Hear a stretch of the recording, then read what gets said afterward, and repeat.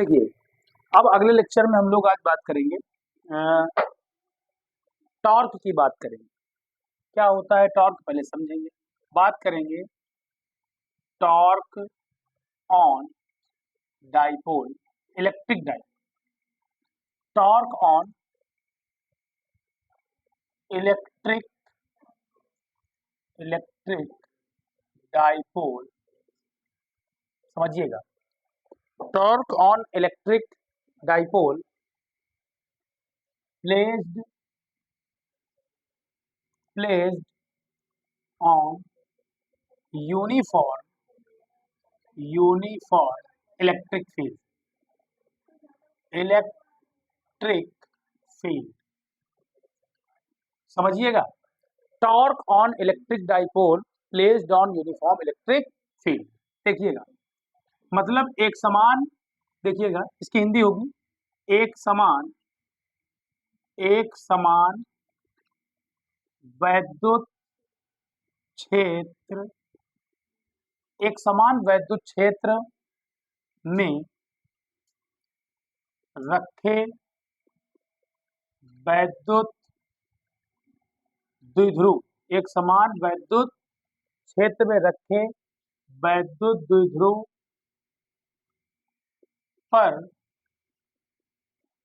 लगने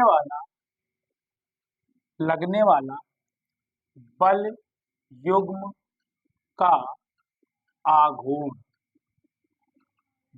लगने वाले बल युग्म का आघूर्ण। देखिए,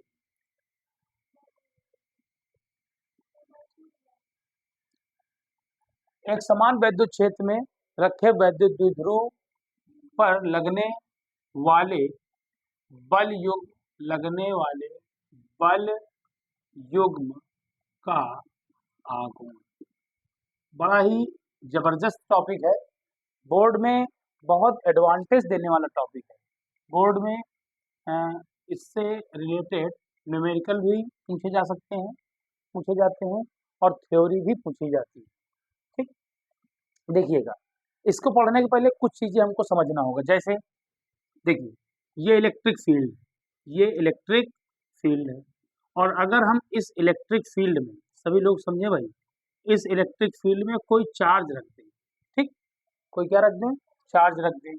मान लीजिए टेस्ट चार्ज रख दिया, तो अगर किसी इलेक्ट्रिक फील्ड में हमने चार्ज रख दिया है, इलेक्ट्रिक फील्ड है, ये चार्ज है, इलेक्ट्रिक फील्ड आएगा तो इसमें इसे क्या मारेगा, धक्का मारेगा, फोर्स अप्लाई करेगा। कितना फोर्स अप्लाई करेगा, ये इलेक्ट्रिक फील्ड है, पॉइंट चार्ज है, मैंने बताया था, फोर्स लगेगा F is equal to EQ0। अगर ये चार्ज पॉजिटिव नेचर का है तो जो फोर्स की डायरेक्शन होगी टुवर्ड्स द इलेक्ट्रिक फील्ड होगी। अगर पॉजिटिव नेचर का है तो बल विद्युत क्षेत्र की दिशा में लगेगा। कहाँ लगेगा, विद्युत क्षेत्र की दिशा में, ठीक।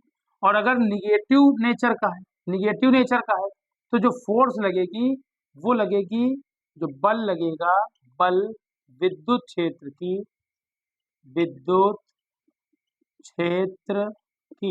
कौन सी दिशा में लगेगा, विपरीत दिशा में लगेगा। इसको समझ लीजिएगा आप लोग, बाद में ना कहिएगा, ठीक। तो ये क्या है, ये आप देखिए Q0 है, ठीक ना। मैंने बताया आपको कि अगर किसी भी इलेक्ट्रिक फील्ड में, जैसे इलेक्ट्रिक फील्ड है, मान लीजिए कोई पॉइंट चार्ज, कोई छोटा सा चार्ज जो कि टेस्ट चार्ज है, और उसको मैंने इलेक्ट्रिक फील्ड में रख दिया है, तो आप देखिए छोटा सा चार्ज रखा हुआ है, इलेक्ट्रिक फील्ड ऐसे आएगा ऐसे टक्कर मारेगा, तो वो जो टक्कर मारेगा, वो जो धक्का मारेगा कितना होगा, F is equal to EQ। लेकिन अगर ये पॉजिटिव नेचर का चार्ज है तो फोर्स की डायरेक्शन होगी इलेक्ट्रिक फील्ड की डायरेक्शन में, और अगर निगेटिव नेचर का चार्ज है तो फोर्स की डायरेक्शन होगी इलेक्ट्रिक फील्ड के अपोजिट डायरेक्शन में, ठीक है ना।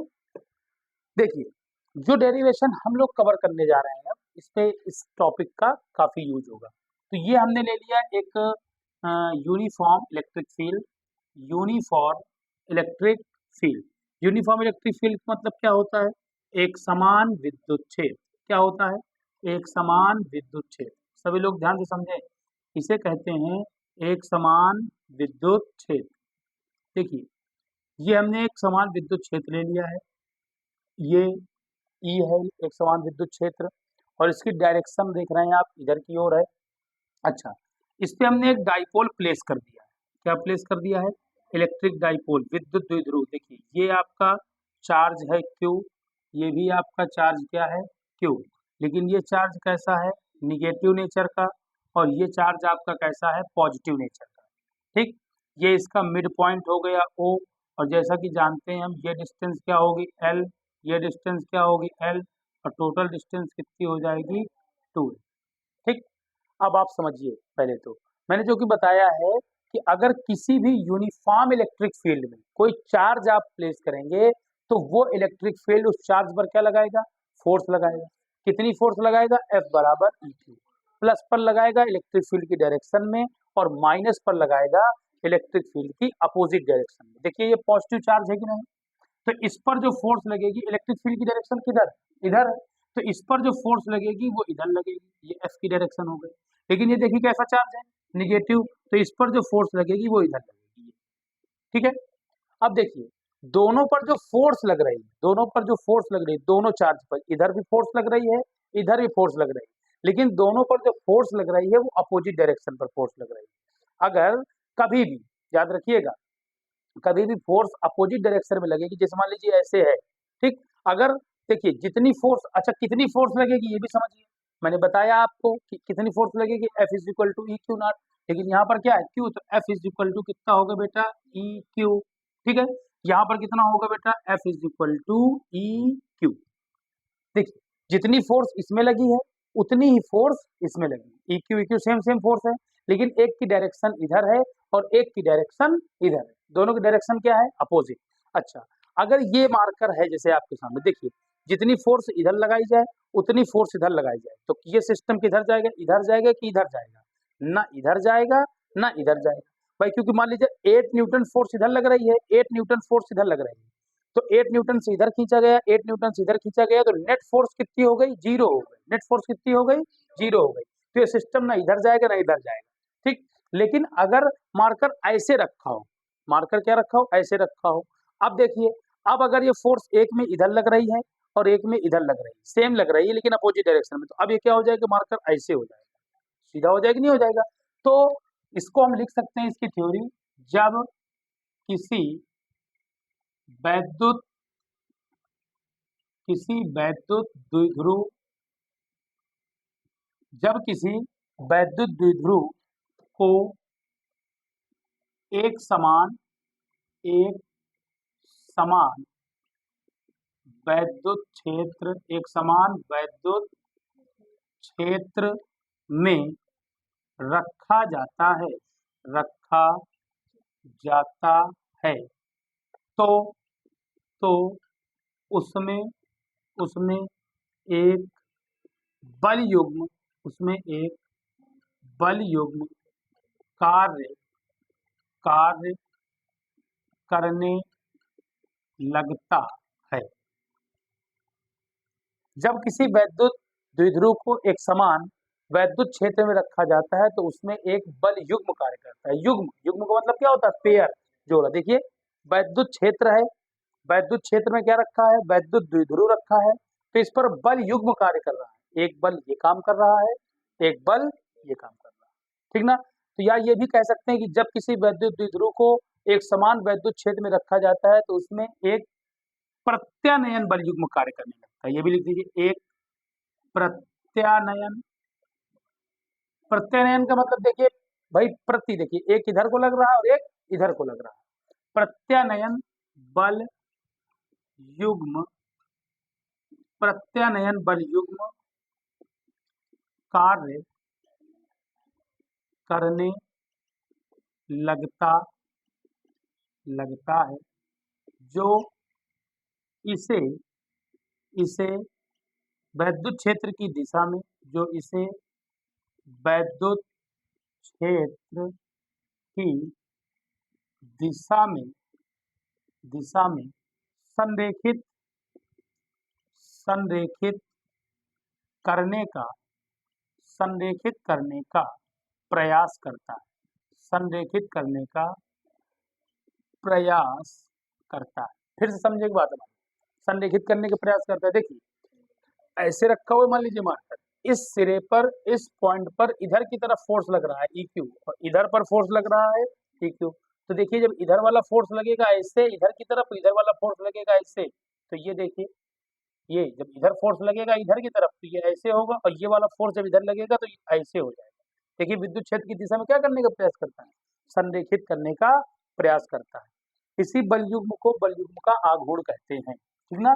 जब किसी, ध्यान से सुनिएगा, जब किसी वैद्युत द्विध्रुव को एक समान वैद्युत क्षेत्र में रखा जाता है तो उसमें एक प्रत्यानयन बल युग्म कार्य करने लगता है, जो इसे वैद्युत क्षेत्र की दिशा में संरेखित करने का क्या करता है, प्रयास करता है। इसे ही हम बल युग्म का आघूर्ण कहते हैं। लिख दीजिए चाहे इसे ही संरेखित का मतलब उसी रेखा में, देखो ये है, इसको इधर किया, इसको इधर, ऐसे रेखाएं खींची हुई, देखो इसको इधर खींचा, इसको इधर खींचा, तो ये क्या करने का प्रयास करता है, हाँ इसको संरेखित करने का प्रयास करता है, संरेखित करने का प्रयास करता है। इसे ही बल युग्म का आघूर्ण कहते हैं, बल युग्म का आघूर्ण कहते हैं। इसे टाउ, ऐसे बनाइएगा, टाउ से प्रदर्शित करते हैं। डेफिनेशन क्लियर हो गई हो तो आगे बात करें। मैंने बताया कि एक वैद्युत क्षेत्र में कौन रख दिया है, वैद्युत द्विध्रुव। वैद्युत द्विध्रुव तो एक निगेटिव चार्ज होगा, एक कैसा चार्ज होगा, पॉजिटिव चार्ज होगा। एक निगेटिव चार्ज हो गया, एक कौन सा चार्ज हो गया, पॉजिटिव। मैंने आपको बताया है कि पॉजिटिव पर फोर्स जो लगेगी वो लगेगी विद्युत क्षेत्र की दिशा में, और जो निगेटिव पर फोर्स लगेगी वो कहाँ लगेगी, विद्युत क्षेत्र की विपरीत दिशा में। तो देखिए इधर जो फोर्स लगेगी विद्युत क्षेत्र की दिशा में, और इसमें जो फोर्स लगेगी विद्युत क्षेत्र की विपरीत दिशा में लग रही है। अच्छा, दोनों में सेम फोर्स है। अगर मान लीजिए लाइन ऑफ एक्शन सेम होता बलों का, देखिए इस बल का एक्शन लाइन ये है, चलिए इस बात को छोड़िए, मैं कह रहा हूं कि अगर ये ऐसे होता, रखा होता, तो इस पर कोई फोर्स काम न करती। देखिएगा आप, कोई फोर्स नहीं काम करती, क्योंकि इधर लग रहा फोर्स, इधर लग रहा फोर्स, जितना इधर लग रहा उतना इधर लग रहा, तो ये सिस्टम ना इधर जाएगा ना इधर जाएगा क्या, प्रैक्टिकल देखिए आप, प्रैक्टिकल देखिए, इधर 8 न्यूटन, इधर भी 8 न्यूटन, तो ये सिस्टम किधर जाएगा, ना इधर जाएगा ना इधर। समझ गए बात हमारी, वहीं पर लेकिन ये ऐसे रखा हुआ है। अब अगर आप इधर 8 न्यूटन लगाएंगे, इधर भी 8 न्यूटन लगाएंगे, तो ये आपका ऐसे हो जाएगा, ठीक, ये क्या हो जाएगा, इस विद्युत क्षेत्र की दिशा में संरेखित हो जाएगा, विद्युत क्षेत्र की दिशा में क्या हो जाएगा। तभी मैंने लिखा है कि जब किसी वैद्युत द्विध्रुव को एक समान वैद्युत क्षेत्र में रखा जाता है तो उसमें एक प्रत्यानयन बल युग्म, एक बल युग्म कार्य करता है। प्रत्यानयन मतलब एक की दिशा इधर और एक की दिशा इधर कार्य करने लगता है, जो इसे वैद्युत क्षेत्र की दिशा में, इसे वैद्युत क्षेत्र की दिशा में संरेखित करने का प्रयास करता है, घुमाने का प्रयास करता है। इसे ही बल युग्म का आघूर्ण कहते हैं, इसे टाउ से प्रदर्शित करते हैं, ठीक। तो इसको पहले नोट कर लीजिए।